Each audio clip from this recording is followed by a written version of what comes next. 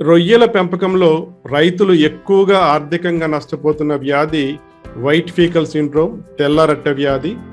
ఈరోజు ఈ వీడియోలో నేను వైట్ ఫీకల్ మ్యాటర్ ఎందువలన వస్తుంది, ఇది రావడానికి ఉన్న కారణాలు ఏంటి, ఈ కారణాలు వెనుకున్నటువంటి సైంటిఫిక్ సపోర్ట్ అంటే సైంటిఫిక్ డేటా ఏంటి, మరియు నివారించుకోవడానికి ఇప్పటి వరకు మనకు తెలిసినటువంటి యాజమాన్య పద్ధతులు ఏంటనేది మీకు వివరిస్తాను. వీడియోలోకి వెళ్ళబోయే ముందు brief introduction about me.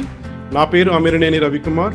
I'm an aquatic animal health specialist, founder of Ravi Aqua Academy and partner in Alpha Biologicals. I am on my mission to train 10,000 aquapreneurs to make aquaculture simple, sustainable and profitable. So ఈ వ్యాధి లక్షణాలు మనం ఒకసారి గమనించినట్లయితే,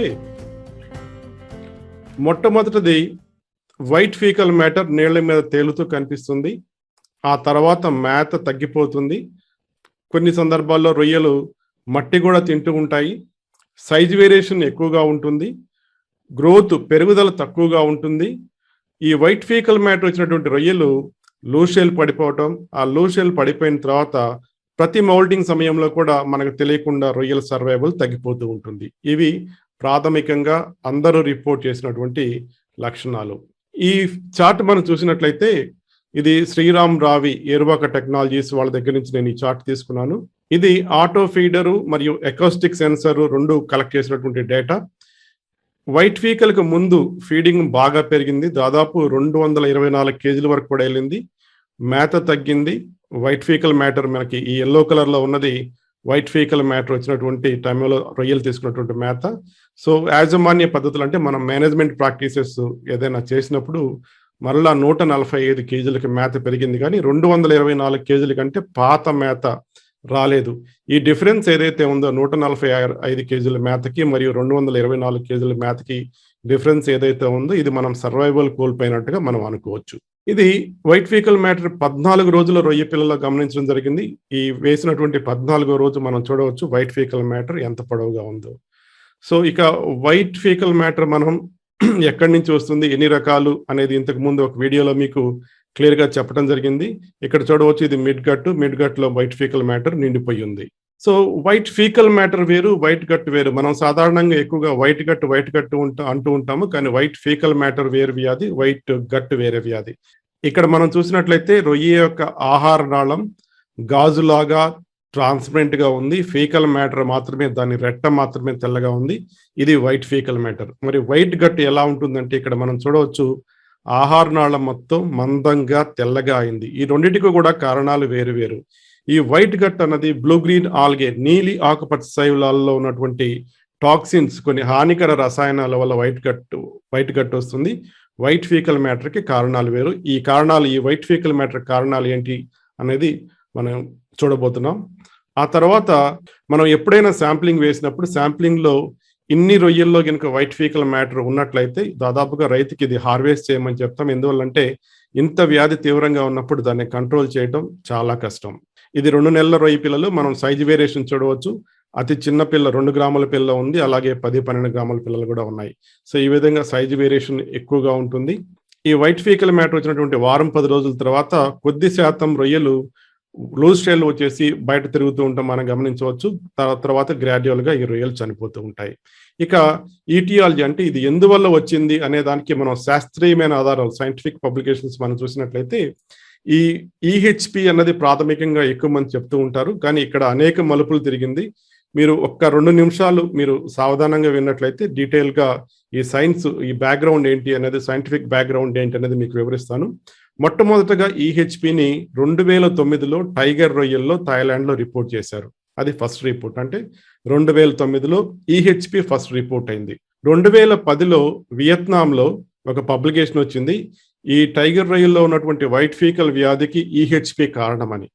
so మొట్టమొదటి report అది. ఒక ఈహెచ్పికి white faecal మ్యాటర్కి link ఉన్నట్టు వచ్చినటువంటి ఫస్ట్ రిపోర్టు. అలాగే ఆ తర్వాత రిపోర్టు 2013లో మనం రిపోర్ట్ చూసినట్లయితే మహిడాల్ యూనివర్సిటీ నుంచి ప్రముఖ సైంటిస్టులు, టిమ్ ఫ్లాజెల్ అనేటువంటి అతిపెద్ద సైంటిస్టు, పెథాలజీలో 2వ స్థానంలో ఉన్నారు లైట్నర్ తర్వాత. ఆయన చెలార్ లిమ్స్వన్, ఆయన కూడా బాగా పాపులర్ సైంటిస్టు. అలాగే కలియా అని చెప్పేసి టాప్ ఇమ్యునాలజిస్టు, 2 PhDలు ఉన్నాయి ఆమెకి. వీళ్ళందరూ కూడా పబ్లిష్ చేసింది ఏంటంటే ఈ వైట్ ఫీకల్ మ్యాటర్కి ఈహెచ్పి కారణం కాదు అని 2013లో, అంటే 3 సంవత్సరాల తర్వాత, 2010లో వైట్ ఫీకల్ మ్యాటర్కి ఈహెచ్పి కారణం అన్నారు. 3 సంవత్సరాల తర్వాత ఈ సైంటిస్టులు వైట్ ఫీకల్ మ్యాటర్కి ఈహెచ్పి కారణం కాదు అని అన్నారు. ఎందువల్ల అన్నారు అంటే, ఏదైనా ఒక రోగకారక క్రిమి ఈ వ్యాధికి కారణం అని మనం చెప్పాలి అంటే, ఆ క్రిమిని ఆరోగ్యమైన రొయ్యకి ఇన్ఫెక్ట్ చేసినప్పుడు మరలా వైట్ ఫీకల్ రావాలి. ఆ విధంగా వైట్ ఫీకల్ ని రిప్రొడ్యూస్ చేయలేకపోయారు. అంటే ఈహెచ్పి ఇన్ఫెక్ట్ చేసి ఆరోగ్యమైన రొయ్యకి వైట్ ఫీకల్ ఇండ్యూస్ చేయలేకపోయారు. అందువల్ల ఇది వైట్ ఫీకల్ కి ఈహెచ్పి కారణం కాదు అని చెప్పి వీళ్ళు రిపోర్ట్ చేయడం జరిగింది.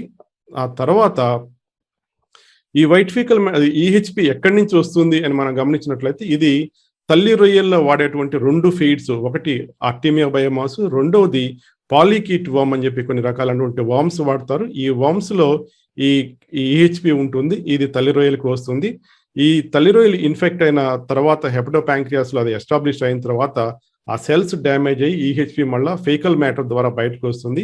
సో ఈ ఫీకల్ మ్యాటర్ ద్వారా నాప్లీ ఎగ్ నుంచి నాప్లీకి, నాప్లీ నుంచి పిఎల్కి ఈ ఈహెచ్పి రావడం జరుగుతుంది.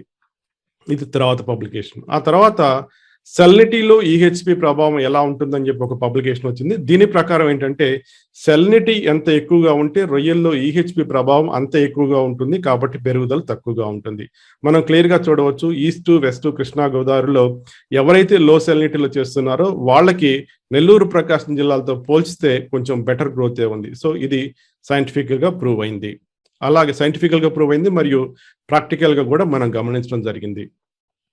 ఇక ఈ ఈహెచ్పిని ఎలా ఇన్యాక్టివేట్ చేసుకోవాలనేది ఒక తర్వాత పబ్లికేషన్ వచ్చింది. మొట్టమొదటి వచ్చినటువంటి పబ్లికేషన్ లో బరంట్ లైమ్ హెక్టార్కి 6 టన్నులు ఇవ్వాలి, అప్పుడు pH 12 వరకు వెళ్తుంది, తద్వారా ఈహెచ్పి స్పోర్ ఇన్యాక్టివేట్ అవుతుందని చెప్పారు. ఆ తర్వాత వేరే కెమికల్స్ కూడా పనిచేస్తాయి అని చెప్పడం జరిగింది. అది ఈహెచ్పి ఇన్యాక్టివేషన్ మీద వచ్చినటువంటి ఒక పబ్లికేషన్. ఇది 2018లో వచ్చింది బహుశా. ఇక వైట్ ఫీసెస్ మీద వచ్చినటువంటి ఇతర పబ్లికేషన్స్ సాంకేతిక సమాచారాన్ని మనం గమనించినట్లయితే, విబ్రియో కలరే అంటారు. ఇది ఎల్లో కాలనీస్. ఈ ఎల్లో మనం విబ్రియోలో ఎల్లో కాలనీస్ అంటారు. విబ్రియోలో ఉన్నటువంటి ఒక రకం ఎల్లో కాలనీస్ వల్ల వైట్ ఫీకల్ మ్యాటర్ వస్తుందని చెప్పి ఒక పబ్లికేషన్ ఇది. ఆ తర్వాత ఇది థాయిలాండ్ వచ్చినటువంటి పబ్లికేషన్. దీని ప్రకారం ఏంటంటే, వైట్ ఫీకల్లో 3 రకాలు ఉన్నాయి. అందులో ఏటీఎం, అగ్రిగేటెడ్ ట్రాన్స్ఫార్మ్డ్ మైక్రోవిల్లై అనేటువంటి ఈ వైట్ ఫీకల్ మ్యాటరు విబ్రియోలు, అంటే ఈఎంఎస్ కలిగజేసేటువంటి విబ్రియో వల్ల వస్తుందని చెప్పేసి ఫస్ట్ పబ్లికేషన్ వచ్చింది. ఆ తర్వాత ఇది ఏటీఎం అనేటువంటి రకానికి చెందినటువంటి white faecal matter Vibrio Harvey వల్ల కూడా వస్తుందని చెప్పేసి మరలా ప్రూవ్ అయింది. సో కానీ మనకున్నటువంటి 3 రకాలైనటువంటి ఫీకల్ మ్యాటర్లో మనకి ఎక్కువగా ఉంది స్మెల్ ఎక్కువగా వస్తుంది, బ్యాడ్ స్మెల్ ఎక్కువగా వస్తుంది. ఇలాంటి వైట్ ఫీకల్ మ్యాటర్ని విబ్రియోతో రీఇన్ఫెక్ట్ చేసి కూడా వైట్ ఫీసెస్ ని రిప్రొడ్యూస్ చేయలేకపోయారు. కాబట్టి వైట్ ఫీసెస్ కి విబ్రియో కూడా ఒక ప్రధాన కారణము కాకపోవచ్చు, వేరే ఏదో కారణాలు ఉన్నాయని చెప్పేసి ఫర్దర్ గా రీసెర్చ్ చేయడం జరిగింది. ఇక ఇది లేటెస్ట్ పబ్లికేషన్. ఎప్పుడైతే ఈహెచ్పి ఎఫెక్ట్ అవుతుందో హెపటోపాంక్రియాస్ లో, టోటల్ గా వాటర్ లో కానీ రొయ్య ఆహార నాళంలో కానీ ఉన్నటువంటి బ్యాక్టీరియల్ లోడ్ కంప్లీట్ గా మారిపోతుందని చెప్పి ఒక పబ్లికేషన్ వచ్చింది. అరిజోనా యూనివర్సిటీ నుంచి కొంతమంది సైంటిస్టులు వచ్చేసి భారతదేశం నుంచి కొన్ని వందల samples, SAP society of aquaculture professionals ద్వారా కొన్ని వందల శాంపిల్స్ తీసుకెళ్ళడం జరిగింది. ఆ తీసుకెళ్ళినటువంటి శాంపిల్స్ అనాలిసిస్ చేసినప్పుడు ఎక్కువ శాతం ఈహెచ్పి ఉంది, కానీ ఈహెచ్పి లేకుండా కూడా వైట్ ఫీస్ వచ్చింది. ఈహెచ్పి ఉంది, విబ్రియో ఉంది, కొన్ని అన్నోన్ ఫ్యాక్టర్స్ ఉంటాయి, అంటే కొన్ని తెలియని కారణాలు ఉన్నాయని చెప్పేసి వాళ్ళు చెప్పడం జరిగింది. వీళ్ళ హైపోథిసిస్ ఏంటంటే, మొట్టమొదటి ఈహెచ్పి హెపటోపాంక్రియాస్ లో సెల్స్ డ్యామేజ్ చేస్తుంది. ఈ డ్యామేజ్ అయినటువంటి సెల్స్ విబ్రియోకి మంచి ఆహారం, అక్కడ విబ్రియో ప్రొలిఫరేట్ అవుతుంది, తద్వారా వైట్ ఫీకల్ వస్తుంది. కానీ మనకు తెలియని కారణాలు ఇంకా ఉన్నాయి అని చెప్పేసి అరిజోనా యూనివర్సిటీ అంటే రొయ్యల యొక్క రోగ నిర్ధారణలో అతి పెద్ద సంస్థ అని మనం చెప్పుకోవచ్చు. ప్రపంచంలోనే టాప్ స్థాయిలో ఉంది. సో వాళ్ళు చెప్పింది అంటే అన్నోన్ ఫ్యాక్టర్స్ ఉన్నాయని. ఆ తర్వాత వచ్చినటువంటి డేటా మనం ఒకసారి గమనించినట్లయితే, ఒక కొత్త ఎనరోబిక్ బ్యాక్టీరియా ప్రొప్యూనోజీనియం అని చెప్పేసి, ఈ బ్యాక్టీరియా ఎనరోబిక్ బ్యాక్టీరియా. సాధారణంగా మనం ల్యాబ్ లో కల్చర్ చేసేది ఏరోబిక్ బ్యాక్టీరియా అంటాం. విబ్రియో కావచ్చు, ప్రోబయోటిక్స్ కావచ్చు, ఇవన్నీ కూడా ఏరోబిక్ బ్యాక్టీరియా అంటారు. వీళ్ళు ఒక కొత్త ఎనరోబిక్ బ్యాక్టీరియాని సైంటిస్టులు థాయిలాండ్ లో ఐసోలేట్ చేయడం జరిగింది. ఐసోలేట్ చేసి రీఇన్ఫెక్ట్ చేసినప్పుడు వైట్ ఫీసెస్ ని రిప్రొడ్యూస్ చేయగలిగారు. సో ఇప్పుడు కొత్త థీసిస్ ఏంటంటే ఈహెచ్పి ఉంటుంది, విబ్రియో ఉంటుంది, మరియు కొత్త ఎనరోబిక్ బ్యాక్టీరియా అంటే ఆక్సిజన్ లేకుండా పెరిగే దాన్ని ఎనరోబిక్ బ్యాక్టీరియా అంటారు. సో ఎనరోబిక్ బ్యాక్టీరియా కూడా ఈహెచ్పి, ఈ వైట్ ఫీసెస్ కి కారణం అని చెప్పి ఇప్పుడు సైంటిఫిక్ గా దాదాపు కంక్లూజన్ వచ్చింది. త్వరలో ఇది పబ్లికేషన్ కూడా వచ్చే అవకాశం ఉంది. సో ఇప్పుడు మనకి 3 కారణాలు తెలుసు. ఇక 4వ కారణం మనం చూసినట్లయితే న్యూట్రిషనల్, అంటే ఫీడ్ లో వాడేటువంటి కొన్ని ఇంగ్రీడియంట్స్ వల్ల మనకి వైట్ ఫీకల్ మ్యాటర్ వచ్చే అవకాశం ఉందని చెప్పేసి సైంటిఫిక్ గా పబ్లిష్ చేయడం జరిగింది. ఇది అతి పురాతనమైనటువంటి text book, nutritional fish pathology. అంటే మనం ఫిష్ ఫీడ్ లో వాడే కొన్ని ఇంగ్రీడియంట్స్ వల్ల ఆహార నాళంలో కొన్ని మార్పులు, కొన్ని డ్యామేజెస్ జరుగుతాయని చెప్పేసి ఇది FAO, ప్రపంచ ఆహార సంస్థ వాళ్ళు పబ్లిష్ చేయడం జరిగింది. అక్కడ మనం చూసినట్లయితే ఫీడ్ లో వాడేటువంటి ఇంగ్రీడియంట్స్ ఏంటి, వెజిటబుల్ ఇంగ్రీడియంట్స్ ఏంటి, ఆయిల్ సీడ్స్ ఏంటి, వీటి వల్ల వచ్చేటువంటి హానికరం ఏంటి అని చెప్పేసి పబ్లిష్ చేయడం జరిగింది. దాదాపు 24 రకాలైనటువంటి హానికరమైన టాక్సిన్స్ లేదా యాంటీ న్యూట్రిషనల్ ఫ్యాక్టర్స్ రిపోర్ట్ చేశారు. ఇక్కడ మనం సోయా చూసినట్లయితే సోయాలో ఈ చెప్పినటువంటి 24 రకాల యాంటీ న్యూట్రిషనల్ ఫ్యాక్టర్స్ లో దాదాపు 10 యాంటీ న్యూట్రిషనల్ ఫ్యాక్టర్స్ సోయాలో ఉన్నాయి. ఇది 4వ కారణం. ఇక మీకు ఫర్దర్ గా ఎక్స్ప్లెయిన్ చేస్తాను. ఇది ఒక పబ్లికేషన్. సోయాబీన్ ఎక్కువగా వాడినప్పుడు అట్లాంటిక్ సాల్మన్ లో అనేటువంటి ఒక ఫిష్ లో ఆహార నాళంలో ఎంటరైటిస్ అనేటువంటి ఒక వ్యాధి వచ్చిందని చెప్పి సైంటిఫిక్ గా పబ్లిష్ అయింది. ఇది ఫిష్ డిసీజెస్ జనరల్ లో కూడా పబ్లిష్ అయింది. సోయాబీన్ వాడితే ఎంటరైటిస్, అంటే ఆహార నాళంలో ఎంటరైటిస్ వస్తుంది అని. అలాగే ఇది latest publication global aquaculture advocate అనే ప్రముఖ పత్రిక. ఇది కూడా సోయాబీన్ వాడినప్పుడు ఎంటరైటిస్ వస్తుంది అని చెప్పేసి ఒక పబ్లికేషన్. ఇప్పుడు మనం గమనించవలసింది ఏంటంటే మొట్టమొదట మనకి రొయ్యల మేతలు వచ్చినప్పుడు ఎక్కువగా ఫిష్ మీల్ వాడేవాళ్ళు. ఫిష్ మీల్ రేటు పెరిగింది, అందువల్ల ఫిష్ మీల్ తగ్గించేసి సోయాబీన్ మీల్ పెంచడం వల్ల కూడా ఒక కారణం అని చెప్పేసి థాయిలాండ్ లో కొంతమంది సైంటిస్టుల యొక్క వాదన. ఇక మనకి ఇప్పటి వరకు ఉన్నటువంటి క్లారిటీ ఏంటంటే ఈహెచ్పి కొంత కారణం, కానీ పూర్తి కారణం కాదు. ఈహెచ్పి ఒక పక్క, విబ్రియో ఒక పక్క, కొత్తగా మనం చెప్పినటువంటి ప్రొపియనోజీనియం అనేటువంటి ఒక ఎనరోబిక్ బ్యాక్టీరియా ఒక పక్క, మరియు ఫీడ్ లో వాడేటువంటి కొన్ని రకాలైనటువంటి ఇంగ్రీడియంట్స్ వల్ల వచ్చేటువంటి యాంటీ న్యూట్రిషనల్ ఫ్యాక్టర్స్, ఇవన్నీ కలిపి కూడా వైట్ ఫీసెస్ కి కారణం అని చెప్పి దాదాపు కంక్లూజన్ వస్తూ ఉంది. సో మనకి కొంత క్లారిటీ వచ్చింది కాబట్టి నెక్స్ట్ ఏం చెయ్యాలి అని మనం గమనించుకున్నట్లయితే, ఇది 2015లో నేను ఫస్ట్ PCR చేసినప్పుడు 8 శాంపిల్స్ చేస్తే 8 శాంపిల్స్ కూడా ఈహెచ్పి పాజిటివ్ రావడం జరిగింది. ఇప్పుడు కొత్త ట్రెండ్ ఏంటంటే ఒకప్పుడు PLs లో డిటెక్ట్ అవ్వట్లేదు, మనం నర్సరీలో చేద్దాము, నర్సరీలో మనకి 21 రోజుల నుంచి 30 రోజుల వరకు ఉంటాయి, అక్కడే డిటెక్ట్ అవుతుందని చెప్పేసి నర్సరీలో ఎక్కువ స్క్రీన్ చేసుకుంటూ వచ్చాం. కానీ ఇప్పుడు PLలో డిటెక్ట్ అవ్వట్లేదు, నర్సరీలో కూడా డిటెక్ట్ అవ్వట్లేదు. నర్సరీ నుంచి మళ్ళా మార్చిన తర్వాత గ్రో అవుట్ లో కొద్ది కాలంలోనే ఈహెచ్పి బయటపడడం గమనించడం జరిగింది. ఇది కొత్త ట్రెండ్. అంటే సీడ్ లో దొరకట్లేదు, నర్సరీలో బాగా తక్కువగా దొరుకుతుంది, గ్రో అవుట్ లోకి వెళ్ళిన తర్వాత ఎక్కువగా ఈహెచ్పి డిటెక్ట్ అవుతుంది. ఈ కారణం ఏంటి అనేది, ఎక్కడ లింక్ మిస్ అయింది అనేది ఇప్పటికీ మాకు అర్థం కాలేదు. స్టిల్ మేము స్టడీ చేస్తూనే ఉన్నాం. ఎప్పుడైతే మీకు అప్డేట్ వచ్చినప్పుడు మీకు మరలా క్లారిటీ ఇస్తాను. సో దీని ప్రివెన్షన్ అంటే మనకి 4 కారణాలు తెలుసు. ఈ 4 కారణాలు తెలిసినప్పుడు మనం ఎలా ప్రివెంట్ చేసుకోవాలి అనేది మనం ఆలోచించినట్లయితే, ఒకటి విబ్రియో అనేది న్యాచురల్ ఫ్లోరా, అంటే సహజంగా మనం రొయ్య పిల్లలు వేసాము అంటే విబ్రియో వస్తుంది.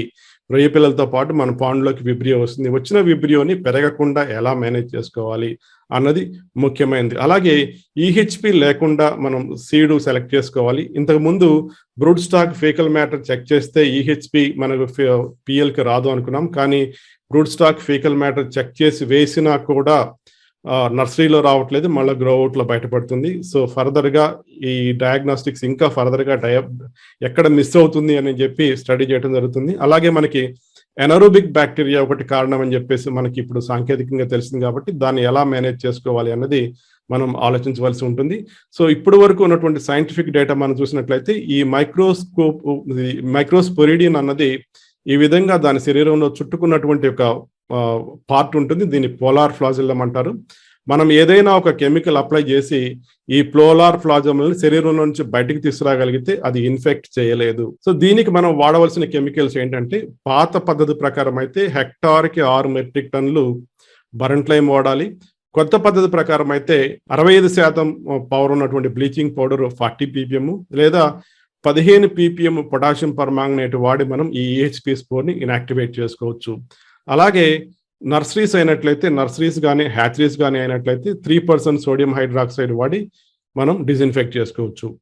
ఈ ఫార్మాలిన్ 200 ppm వాడినట్లయితే పూర్తిగా డిజిన్ఫెక్ట్ కావట్లేదని చెప్పి సైంటిఫిక్గా ప్రూవ్ కావడం జరిగింది. నెక్స్ట్ స్లైడ్లో మనకు కొంత క్లారిటీ వస్తుంది. సో ఇది సైంటిఫిక్ పబ్లికేషన్. మనం ఒకసారి చూసినట్లయితే ఫార్మాలిన్ 200 ppm అంటే హెక్టార్కు 1 మీటర్ వాటర్ డెప్త్లో 2 టన్నుల ఫార్మాలిన్ ఇచ్చినా కూడా స్పోర్స్ పూర్తిగా ఇనాక్టివేట్ కాలేదు. ఇనాక్టివేట్ అవుతున్నాయి కానీ పూర్తిగా ఇనాక్టివేట్ కాలేదు. రెండవది క్లోరిన్ 40 ppm బ్లీచింగ్ మనం ఇచ్చినట్లయితే ఇది 40 minutesలో ఇనాక్టివేట్ అయిపోయింది. ఇక పొటాషియం పర్మాంగనేట్ మనం 15 ppm ఇచ్చినట్లయితే 15 నిమిషాల్లో ఈహెచ్పి స్పోర్ ఇనాక్టివేట్ అయింది.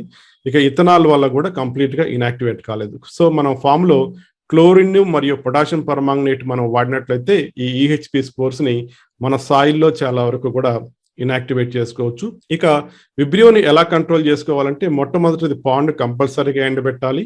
సీడ్ సెలెక్ట్ చేసుకునేటప్పుడు కూడా విబ్రియో తక్కువగా ఉన్నటువంటి సీడ్ని మనం సెలెక్ట్ చేసుకోవాలి. ఇక బ్లూ గ్రీన్ ఆల్గే అంటే నీలి ఆకుపచ్చ శైవలాలు తక్కువగా ఉండేలా చూడాలి.